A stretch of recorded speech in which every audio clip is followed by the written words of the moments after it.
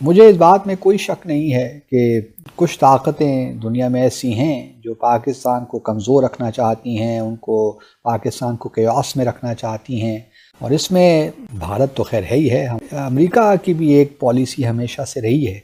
पाकिस्तान में जो हुए अभी दंगे जिसपे इमरान खान को ब्लेम किया जा रहा था, उसमें अब इंडिया का हाथ दिखाया जा रहा है। गवर्नमेंट बता रही है कि ये इंडिया का हाथ है, और वहां के जो जर्नलिस्ट हैं वो भी बोल रहे हैं कि इसमें रॉ का हाथ तो जरूर था। रोहित भाई, अगर छोटी मोटी घटनाओं में रॉ नहीं इन्वॉल्वमेंट रहती, रॉ इन्वॉल्वमेंट रहती है जबकि ग्लोबल मैप जो है ना उसको बदलना होता है। और इस वक्त भी अमेरिका वो चाहता है कि पाकिस्तान के लोगों के दरमियान और आर्मी के दरमियान ख़ास तौर पर एक खलीज पैदा हो, हमारी आर्म फोर्सेस कमज़ोर हों। जी बिल्कुल, आप देख ही रहे हैं किस किस्म का तमाशा यहाँ पे लगा हुआ, लेकिन मुझे नहीं लगता कि आगे जाके हमें कुछ अच्छा देखने को मिलेगा। वहीं दूसरी खबर यह है कि इमरान खान ने आर्मी चीफ के खिलाफ, मौजूदा आर्मी चीफ यानी कि जनरल आसिम मुनीर के खिलाफ साजिश। क्या आपने कभी सोचा है इमरान खान फौज के खिलाफ क्यों हुआ? पहले जनरल बाजवा में नुक्स थे, अब नए आर्मी चीफ में भी खराबियां निकाली जा रही हैं। वहां के लोग कह रहे हैं कि ये रॉ का हाथ है, भारत की खुफिया एजेंसियों का हाथ है, तो क्या मान लें कि इमरान खान रॉ एजेंट है?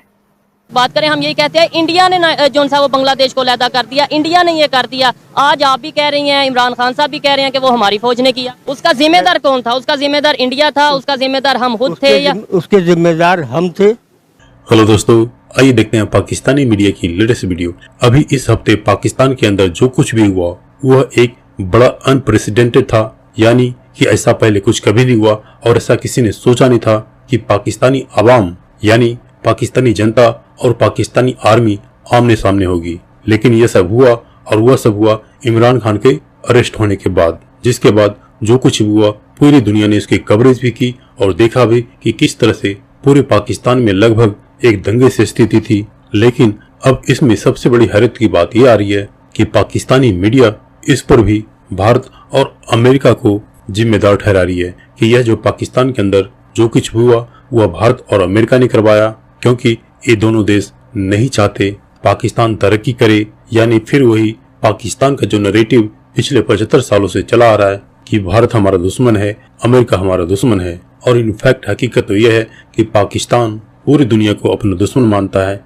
और सिर्फ मुस्लिम देश हैं उनको अपना साथी मानता है। तो दोस्तों, आइए देखते हैं पाकिस्तानी मीडिया की इस लेटेस्ट वीडियो। मुझे इस बात में कोई शक नहीं है कि कुछ ताकतें दुनिया में ऐसी हैं जो पाकिस्तान को कमज़ोर रखना चाहती हैं, उनको पाकिस्तान को केओस में रखना चाहती हैं, और फिर हमारा जो न्यूक्लियर वेपन्स प्रोग्राम है उस पर भी उनकी नज़र है। और इसमें कह सकता हूँ कि भारत तो खैर है ही है, हमारा हॉस्टाइल नेबर है, और उसके साथ हमारे जिस किस्म के डिस्प्यूट्स हैं वो कब चाहेगा कि पाकिस्तान तरक्की करे, आगे बढ़े। इसी तरह अमेरिका की भी एक पॉलिसी हमेशा से रही है। मिसाल के तौर पर अब ज़ल्म खलीलज़ाद हैं, ये अफ़गान अमेरिकन हैं, वो हम जानते हैं कि इनका पाकिस्तान से मुताल्लिक़ क्या ख़्याल है। और इस वक्त भी अमेरिका वो चाहता है कि पाकिस्तान इकनॉमिक प्रेशर में रहे, और फिर पाकिस्तान के लोगों के दरमियान और आर्मी के दरमियान ख़ास तौर पर एक खलीज पैदा हो, हमारी आर्म फोर्सेस कमज़ोर हों। अब हम में से कुछ लोग जो हैं, हमारे इस वक्त के जो आर्मी चीफ़ हैं, उनको तनकीद का निशाना बना रहे हैं। 9 मई से जब इमरान खान साहब को गिरफ़्तार किया, उसके बाद एक लिहाज से कैंपेन ज़्यादा शुरू हमें हो गई है। आप देखिए, डिफरेंसेस हो सकते हैं, लेकिन किसी इंडिविजुअल को पिक करके और ऐसा नैरेटिव बनाना शुरू कर दें कि फ़ौज के अंदर कोई बगावत हो गई है और कुछ कोर कमांडर्स जो हैं वो जनरल आसिम मुनीर की लीडरशिप को नहीं मान रहे, ये बयानियाँ अब बनाने की कोशिश की जा रही है। और उसमें ऑब्वियसली भारत भी पेश है, और हमारे अपने भी कुछ लोग हैं पाकिस्तानी, वो भी इसमें बड़ा अहम किरदार अदा कर रहे हैं। इमरान खान साहब ने भी मैं समझता हूँ कि एक इर्रेस्पॉन्सिबल सा बयान कल परसों दे दिया था कि आसिम मुनीर साहब ये सब करवा रहे हैं। तो इस किस्म की बातें मुनासिब नहीं हैं। 1971 में अगर हम बात करें, तब से लेके 2 साल 3 साल पहले तक बात करें, हम यही कहते हैं इंडिया ने जो सा वो बांग्लादेश को अलहदा कर दिया, इंडिया ने ये कर दिया। आज आप भी कह रही हैं, इमरान खान साहब भी कह रहे हैं कि वो हमारी फौज ने किया। उसका जिम्मेदार कौन था? उसका जिम्मेदार इंडिया था, उसका जिम्मेदार हम खुद थे, या उसके जिम्मेदार हम थे? कि जो हुआ 1971 में वो इंडिया ने करवाया। आज हम हमारे लीडर हों या पब्लिक हो, हम यही कह रहे हैं कि वो हमने ही किया।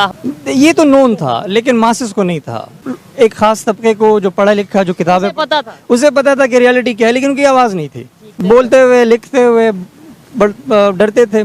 पाकिस्तान में जो हुए अभी दंगे जिसपे इमरान खान को ब्लेम किया जा रहा था, उसमें अब इंडिया का हाथ दिखाया जा रहा है। गवर्नमेंट बता रही है कि ये इंडिया का हाथ है, और वहां के जो जर्नलिस्ट है वो भी बोल रहे हैं कि इसमें रॉ का हाथ तो जरूर था। अब ये खुद आपस में एक दूसरे से लड़े और नाम इंडिया का लगा दे। टीएलपी के लिए भी बोला कि इंडिया का हाथ है, हलफनामा देके कोर्ट में एक इन्होंने हलफनामा दिया और उसमें बोला कि टीजीपी को इंडिया से फंडिंग आती है और टीएलपी को। ये हर वायलेंस में इंडिया की रॉ इन्वॉल्व है, ऐसा बोलना कहां तक सही? रोहित भाई, अगर वहां के लोग कह रहे हैं कि ये रॉ का हाथ है, भारत की खुफिया एजेंसियों का हाथ है, तो क्या मान लें कि इमरान खान रॉ एजेंट है? वो तो बहुत सारे लोग बोलते हैं। ऐसा कोई आदमी जो रॉ का एजेंट है वो प्रधानमंत्री रह सकता है? पाकिस्तान का क्या?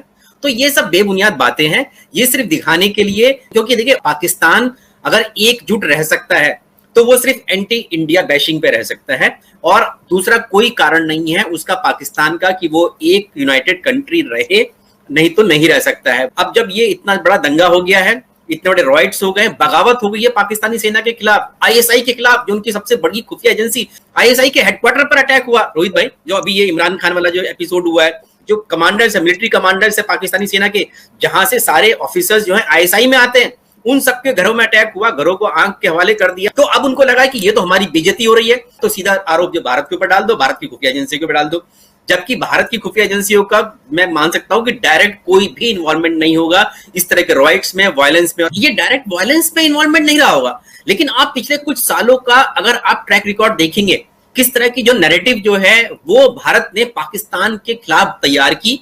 पाकिस्तान मतलब पाकिस्तान के लोगों के खिलाफ नहीं, उनकी सरकार, उनकी आर्मी, किस तरह से उनके जो टेररिस्ट ऑर्गेनाइजेशंस है किस तरह से फल फूल रहे हैं वहां पर। तो इसमें जरूर भारत की खुफिया एजेंसियों का इन्वॉल्वमेंट रहा होगा। देखिए पहले क्या था, इंफॉर्मेशन बाहर नहीं निकलती थी। जो पाकिस्तान के लोग हैं उनको कभी बताया ही नहीं गया कि 1971 के युद्ध में हार हुई थी उनकी, उसके बारे में कभी नहीं बताया जाता था। लेकिन अब जो इंफॉर्मेशन आ गई, सोशल मीडिया आ गया, इंटरनेट आ गया, तो वहां के लोगों का जो इंटरेक्शन था सोशल मीडिया के माध्यम से, वो भारत के लोगों से या हो सकता है खुफिया एजेंसियों के माध्यम से भारत की, उन्होंने जो है वो नैरेटिव बनाया। उन्होंने बताया कि किस तरह से जो आपकी पाकिस्तानी सेना है, जो आपकी सरकारें हैं, वो किस तरह से आपको उल्लू बना रही हैं, लोगों को सिर्फ और सिर्फ इस्लामिक जिहाद के नाम पर, सिर्फ कश्मीर के नाम पर उनको बरगला रही हैं, बच्चों तक को भड़काते हैं वो तो भारत के खिलाफ। तो वो नैरेटिव जो सेट किया होगा वो जरूर भारत के लोग लगातार सोशल मीडिया पे हम लोग देखते हैं किस तरह की बातें करते हैं, तो इसमें खुफिया एजेंसियों का भारत की भी जरूर रहा होगा। लेकिन इस तरह की वायलेंस वाली छोटी मोटी घटनाओं में रॉ नहीं इन्वॉल्वमेंट रहती। रॉ इन्वॉल्वमेंट रहती है जब कि ग्लोबल मैप जो है ना उसको बदलना होता है। ये जो बगावत है ये तो वहां के लोगों की, आम लोगों की अपनी सेना के खिलाफ है। उनको पता चल गया है कि उनके जो कमांडर्स हैं वो किस तरह से पैसा बटोर